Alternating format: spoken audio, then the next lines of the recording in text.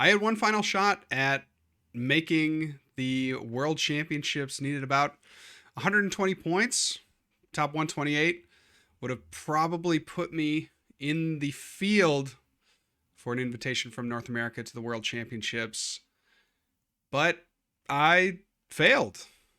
My name is JW Kriwal, aka Flex Daddy, and this is the best place to be if you want to learn about the Pokemon TCG and have some fun along the way. Welcome or welcome back to the channel.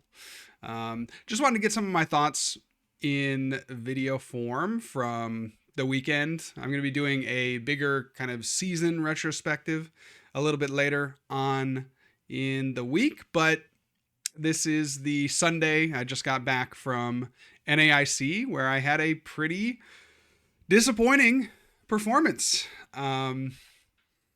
The season as a whole has been relatively consistent. I had only attended 4 majors up until this point. I had made day 2 at all of them, felt very confident coming into this one, and I just wet the bed. I mean, there's really no other way to put it. When the lights were the brightest, I just kind of faltered and finished 5-3-1. And so I wanted to reflect on that performance and how I'm feeling about that, in totality with kind of everything on the line. And so, yeah, it was a really disappointing. It was a really, really disappointing performance. I was not particularly happy with the deck. Some of it was I kind of got in my own head, and some of it was like, well, the matchups are not like the greatest for this deck. And I think I was between Goldengo, Grimmsnarl. I had the like broken Grimmsnarl deck list, and then Raging Bolt. And it was the kind of thing where I felt pretty comfortable with all of those. I had ruled out Goldengo earlier in the weekend, like on Wednesday when I got in. I was playing that. I was like, I just don't feel like this is the right call. And then it was between Grimmsnarl and Bolt. And so I was back and forth, like really, really stressing, staying up until, I don't know, 11:30 the night before, like had both decks in my hands, was like running them both. And the problem was like, I was getting in my own head towards the end of the night where it was like, okay, I don't think that Grimmsnarl can beat the Bolt matchup. Let's play that. And no matter what deck I was playing, I was losing to the other one, right? I was like really fixated because I was like, okay, I think Raging Bolt is going to be the most popular deck in the field. I'd rather not lose to that. And so I'd pick up Grimmsnarl and I'd shuffle the cards and we'd play, and I'd open an unplayable hand, and the Raging Bolt player would get like turn 1 knockout, and I'd be scrambling and I'd just lose that game. Or we'd switch and I'd be playing Raging Bolt and I would just open my hand and there'd be no Nest Ball and no Ultra Ball. I couldn't even get out my Fan Rotoms, and the Grimmsnarl player would just get set up and then get Badoo out, and I'd be like, oh my gosh. And so we went back and forth like this for like 4 hours. I was like, and I just got so mentally drained from that, that just the vibes were off. This was a very unusual tournament for me because the vibes were just very off for the event. It felt like I was not like the decks that I would have played coming into the weekend. Like I was pretty set on Grimmsnarl, and I had brought Bolt along with me just to have that backup option because it seemed like the rest of the group wanted to play Bolt.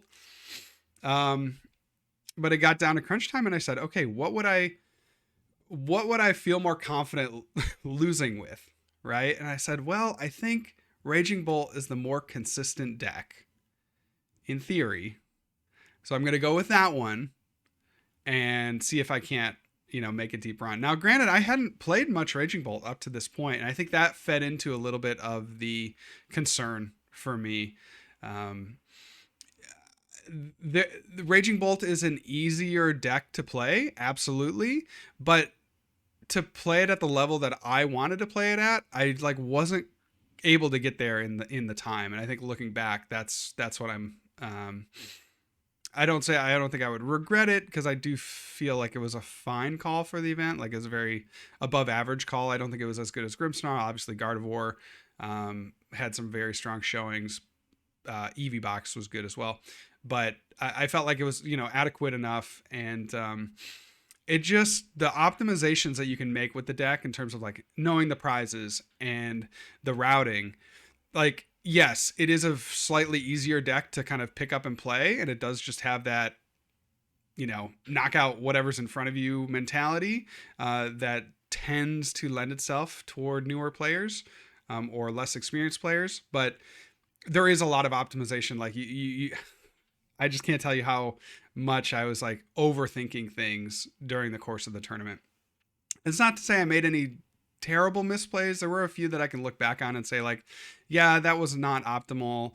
I overbenched in one situation.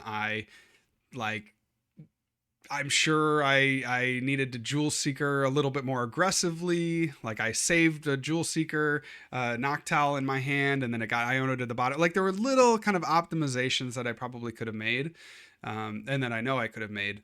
But I still walk away and being kind of disappointed. Not not depressed in the season. I thought the season was a lot of fun.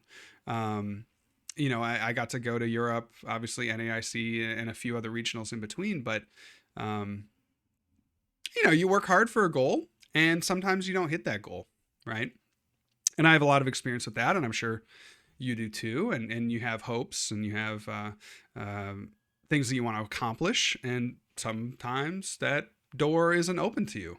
And that's kind of how it felt like this whole season had gone. And it was a frustrating season in one sense because it was a season where, I had been consistently like putting myself in the mix, but never getting that big spike. Because obviously, once you get up into the, top 32, top 16, top 8, like all the CP points and the cash payouts, they just grow exponentially.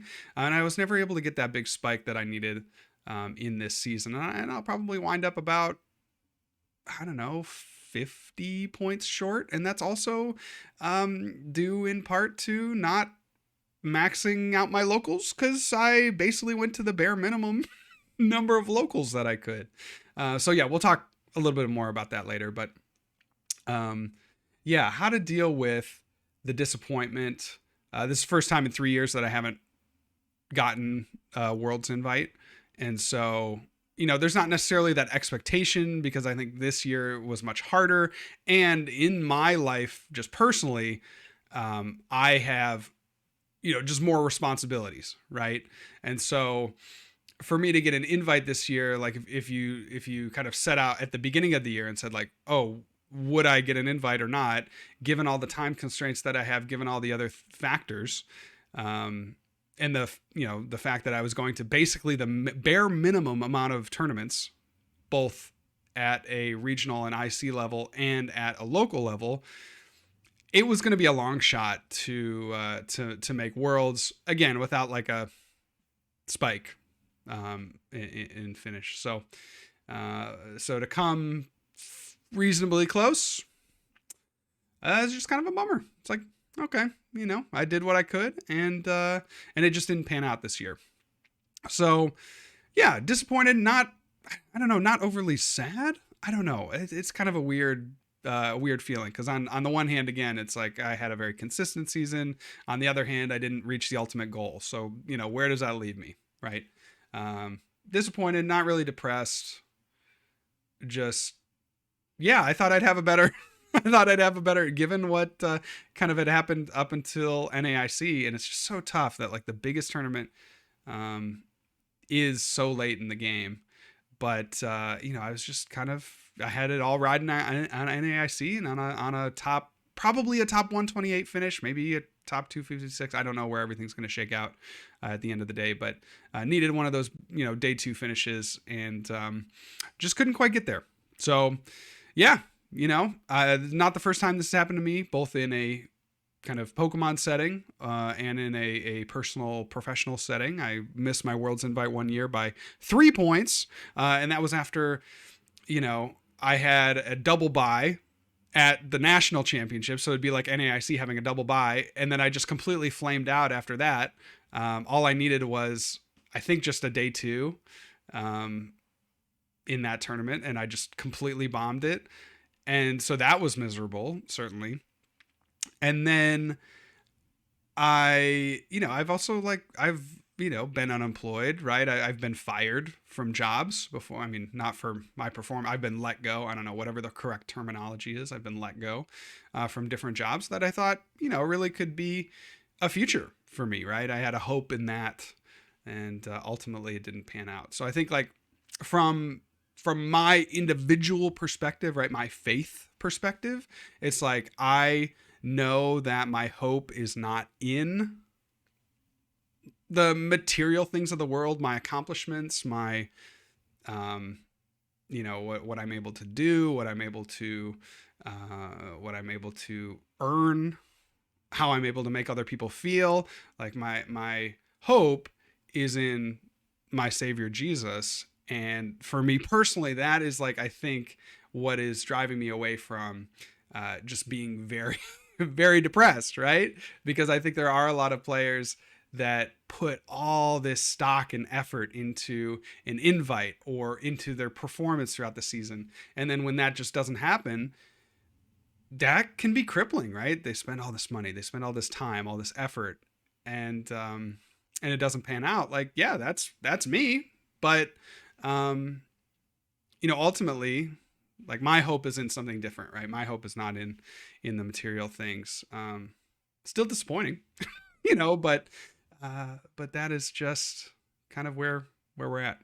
So yeah. Frustrating season, fun season, frustrating season. 2023, 2024 was like one of the best seasons I'd had in a while. I felt like I was playing really well during the majority of the season, but just kind of crumbled at the end. So yeah, anyway, all that saying, I am not new to this, and I'm going to get through this. And it's really just such a minor issue. Given everything in the world, given my like personal position to be able to travel to all these events, it is such a minor issue. Now, is there going to be FOMO once August rolls around? Yes. 100%, right? I'm going to see my friends all compete, and who knows? Maybe there will be another high placement in the friend group. But yeah, it's tough. It's disappointing. I wish I was there. I just needed, I went 5-3-1, so needed like another win in day one, and then probably a couple more wins in day two. Like, just didn't quite slide my way. Couple bad matchups towards the end. There was a Rocket Spite Ops deck, which I think is like very, very unfavorable for Raging Bolt. Maybe I could have taken a different line to get a better result there. I'm like very open to that. It's not something that I had necessarily tested against, but generally when they're feeding one prizers that can two-shot two prizers, and they have ways to catch up in the prize trade by one-shotting a two prizer, that's going to be like historically in Pokemon like bad matchups for the two prize decks. And then a couple of Flareons that I played throughout the day, and lost to a Gardevoir. So I'll get through this. I just wanted to get some thoughts down, and yeah, let me know some of your comments. I mean, there are definitely going to be haters out there that are very excited that that I did not get it, and all right, I welcome those comments as well. If you got some hate to throw my way, you got some shade, personal vendetta against me, please feel free to leave a comment down below. If you got some encouragement, please feel free to leave that as well.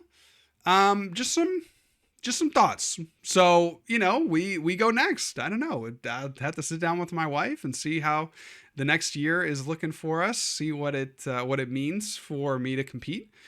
Again, because the fire's not gone. Like, that's a thing. Fire's not gone. I love playing cards, man. I could play cards 12 hours a day, but realistically, what does that look like for me right now? I'm not sure.